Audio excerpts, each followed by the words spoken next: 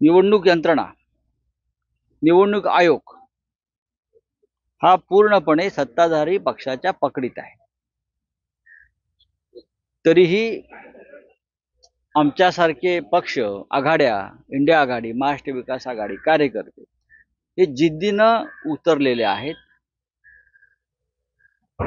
प्रचंड पैशाचा वाटप सर्वत्र सुरू आहे।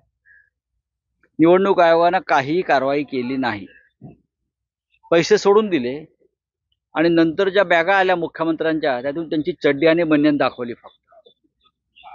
बरं का, त्या चड्डी बनियनचा लिलाव करून किती पैसे मिळणार मला माहित नाही, मी सांगतो मी तुम्हाला।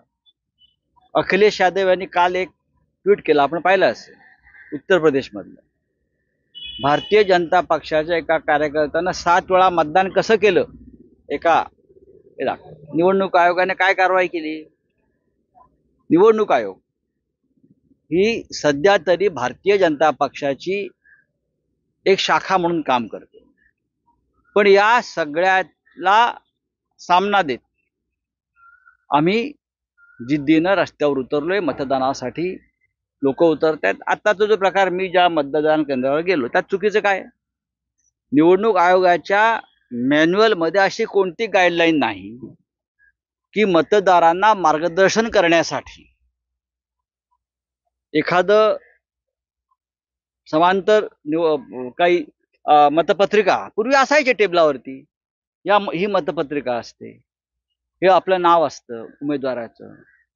आता ईव्हीएम आहे म्हणून मशीन एखादी उभी करतात तिथे त्या टेबलावर, आणि निवडणूक आयोगानं मतदारांना मार्गदर्शन करण्यासंदर्भात हे काही करू नये अशा कोणत्याही गाईडलाईन नसताना इकडले काही लोक कोणते भारतीय जनता पक्षाचे वगैरे हे पोलिसांवर, निवडणूक आयोगाच्या अधिकाऱ्यांवर दादागिरी करून आमच्या शिवसैनिकांना त्यांनी अटक केली आणि घेऊन गेले।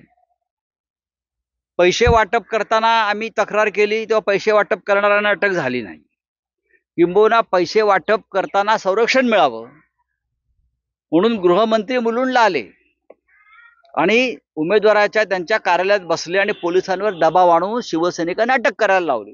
त्याच्यातच पोलीस आणि निवडणूक आयोग कसा पक्षपातीपणा करताय स्पष्ट होत आहे।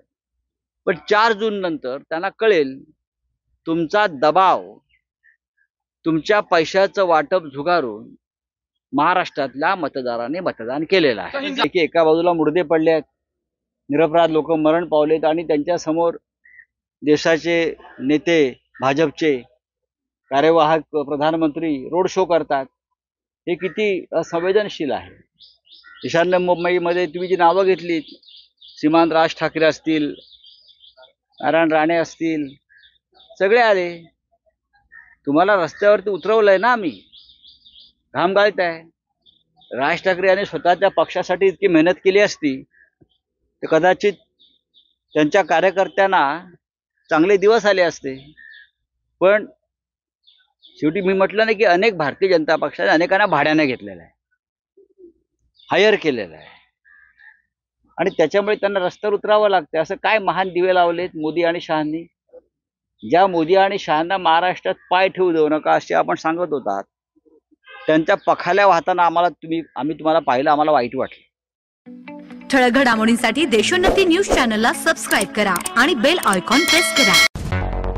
मुंबई, पुणे, नागपूर, मराठवाडा असो का विदर्भ, राजकीय, सामाजिक, शैक्षणिक क्षेत्र असो का क्रीडा, सर्वच घडामोडीचे विश्लेषण पाहायला विसरू नका। फक्त देशोन्नती न्यूजवर।